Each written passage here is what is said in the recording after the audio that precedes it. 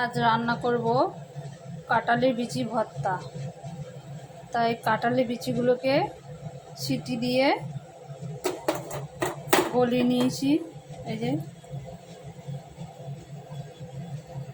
এবার আমি কড়াইতে তেল দিয়ে দিয়েছি। কড়াইতে দিয়ে দেবো আমি শুকনো লঙ্কা, দিয়ে দিয়েছি কাঁচা পেঁয়াজ, দিয়ে দেবো কটা কাঁচা লঙ্কা, ভেজে নেবো। দিয়ে দেবো নুন, দিয়ে দেবো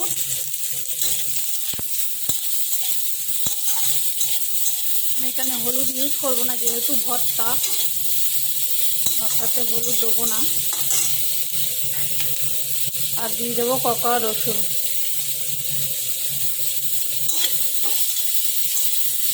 তা ভালো করে ভেজে নেব।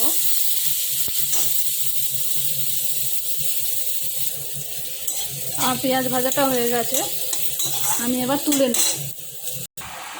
আমি এবার কাঁঠালের বিচিগুলো মিক্সিতে ঘুরিয়ে নেব। এই যে পেঁয়াজ ভাজাটা, লঙ্কা ভাজাটা সব দিয়ে দেবো।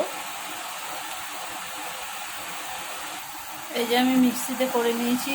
এবার আমি এতে সর্ষের তেল দিয়ে দেবো। দিয়ে দেবো কাঁচা পেঁয়াজ,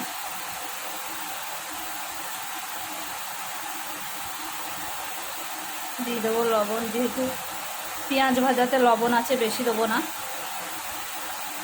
এবার আমি এটাকে মাখবো।